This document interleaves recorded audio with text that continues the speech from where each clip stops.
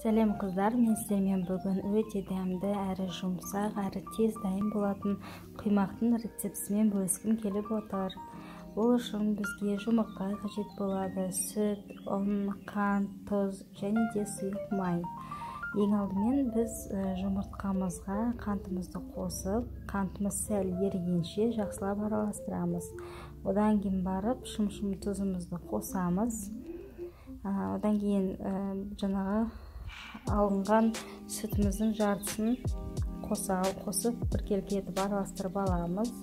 Содан кейін барып жаңағы ұнымыздың жарты бөлігін, 3/1 бөлігін қосатын боламыз. Енді венчикпен жақсылап араластырамыз. Қыздар, сіздерде егер венчик жоқ болмаса миксермен араластырсаңыздар да болады. Өз қалауларыңызға қарай вилкамен де араластыруға болады. Одан кейін тағы да сүтімізді қосамыз, тағы да ұнымызды қосып, түйіршік қалмағанша жақсылап араластыруымыз қажет. Егер арасында түйіршік қалып қалатын болса, онда біздің құймағымыздың арасында түйіршік болып көрініп қалады піскен кезінде. Енді толығымен сүтімізді қостық, енді қалған ұнымыздың барлығын қосып араластырамыз.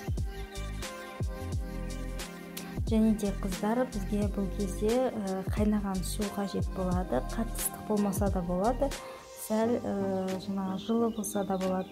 Осылайша бізге 350 мл су қажет болады. Содан кейін барып сұйық майымызды қосамыз. Енді тағы да жақсылап массамыз біркелкі болғанша араластырып аламыз. Мінекей қыздар, біздің массамыз дайын болды.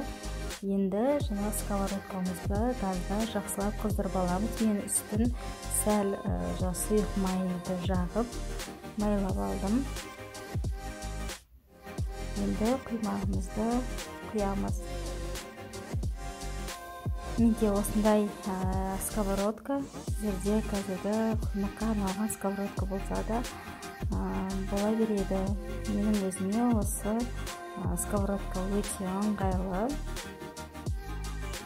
Мінекей осылай сәл қызарған кезінде құймағымызды аударамыз екінші жағына. Сковородкаңызды міндетті түрде алдын ала майлап, жақсылап қыздырып алу қажет. Сол кезде сіздің құймағыңыз жабыспай, әдемі пісетін болады. Мінекей біздің құймақтарымыз әдемі болып пісіп жатыр. Осылай біркелкі етіп құятын боламыз. Мінекей достар, біздің құймағымыз дайын болды. Егер де менің рецептім ұнаса, лайк басуды ұмытпаңыздар.